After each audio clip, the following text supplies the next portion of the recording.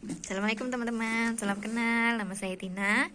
Saya sekarang sedang berada di Jepang. Sekarang di Jepang sedang musim semi, sakuranya udah bermekaran. Di sini saya tinggal bersama anak dan suami saya. Oke teman-teman, di sini saya akan membahas tentang kenapa kemampuan membaca setiap anak berbeda-beda ya teman-teman ya. Terutama ini dilihat dari segi gendernya ya teman-teman, dari laki-laki atau perempuan. Jadi dari penelitian di Dinas Pendidikan Amerika Serikat pada tahun 2000 memang menjelaskan bahwa laki-laki itu sangat unggul di bidang sains dan matematika, sementara perempuan itu memang sangat unggul di bidang bahasa atau komunikasi.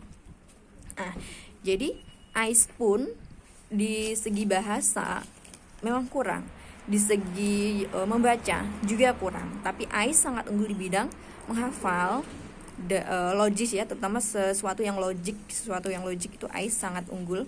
Sains juga Ais sangat unggul. Sains itu jadi rasa penasarannya itu di bidang astronomi atau di bidang yang berhubungan dengan alam, sains ya teman-teman, itu sangat bagus banget rasa penasarannya.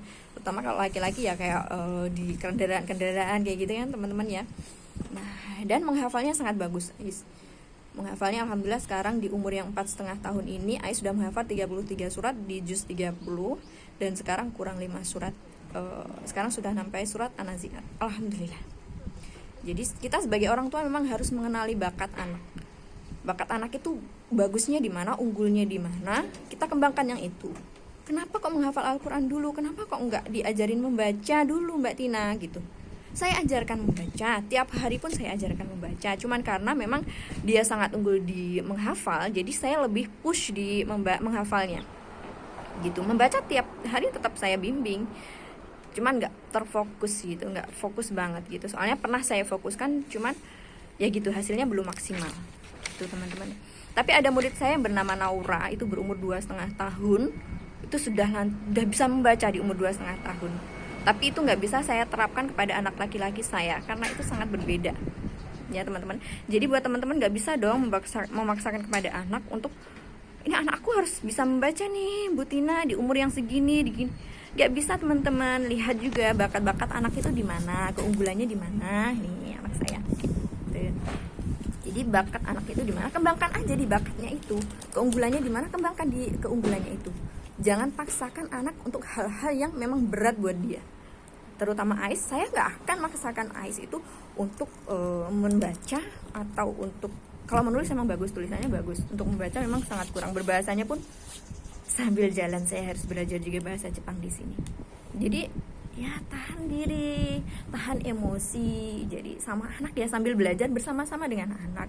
Jangan terlalu memaksakan anak harus bisa A, B, C, D, harus menguasai seluruh ilmunya, sementara kita aja orang tua menguasainya nggak semuanya gitu teman-teman. Jadi kita sebagai orang tua harus sadar juga gitu. Untuk membaca juga jangan terlalu dipaksakan. Memang sebenarnya sih harus dipaksa biar bisa gitu ya. Cuman tahu dong kemampuan anak itu di mana, unggulnya itu aja yang kita tekankan gitu. Jadi harus belajar juga di rumah. Selain di bimbel pastilah kita juga mengajarkan. Kita fokus supaya anak-anak bisa. Ya, kita selingi dengan main ataupun apa yang membuat anak itu supaya lebih tertarik dengan membaca. Sambil dibimbing juga ketika di rumah ya teman-teman ya.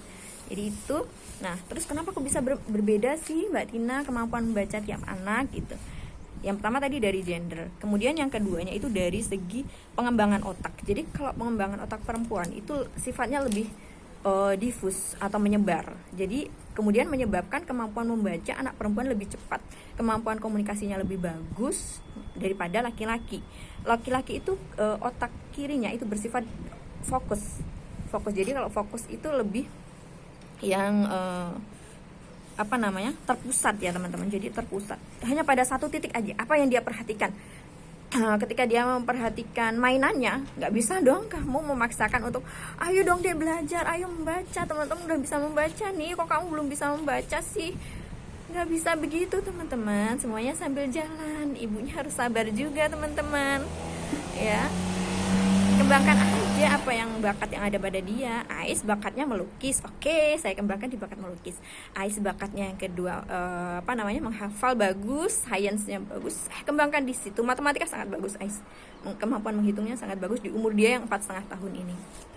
Menurut saya itu sangat bagus ya teman-teman. Jangan dipaksakan apa yang menurut anak ini sulit dicapai, karena itu akan meningkatkan tingkat stres pada anak. Jadi malah nggak keluar apa yang unggul pada dia, apa yang wow harusnya ditampilkan pada anak, itu nggak bisa keluar seperti itu. Jadi orang tua juga harus belajar cara bagaimana mendidik anak supaya sabarnya, terus bagaimana cara menggali potensi yang ada pada anak. Jika orang tua penasaran, bisa juga loh gabung dengan Bimbel Belinses. Jadi di Bimbel Belinses kami bisa membantu mengenali bakat minat anak itu di mana. Seperti kemarin kita sering mengirim anak-anak untuk olimpiade.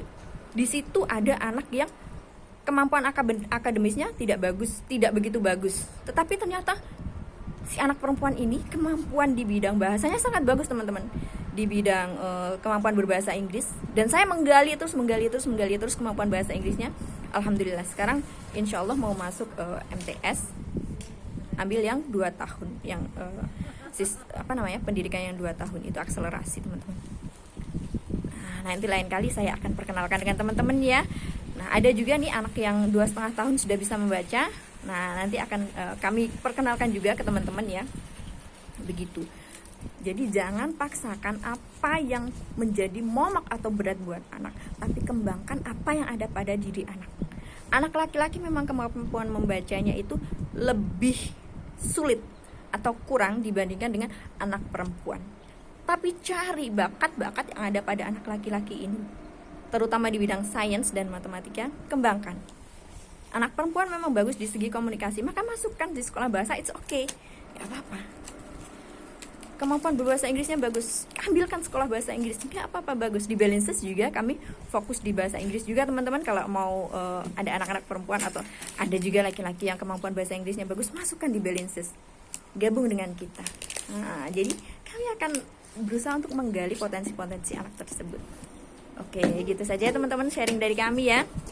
Nanti next akan saya perkenalkan dengan beberapa orang tua yang anaknya smart, tapi smartnya dalam hal lain juga, nggak harus dalam segi pendidikan, tidak ya teman-teman ya, karena kemampuan anak berbeda-beda di situ ya. Terus gali potensi anak. Terima kasih. Assalamualaikum warahmatullahi wabarakatuh. Ditunggu kedatangannya di Bimbel Belinses ya teman-teman, atau ditunggu kedatangannya di Jepang ya. Lihat sakura di sini, tuh sakuranya. Kelihatan jelas nggak sih teman-teman? Oke, bye bye ya. Assalamualaikum.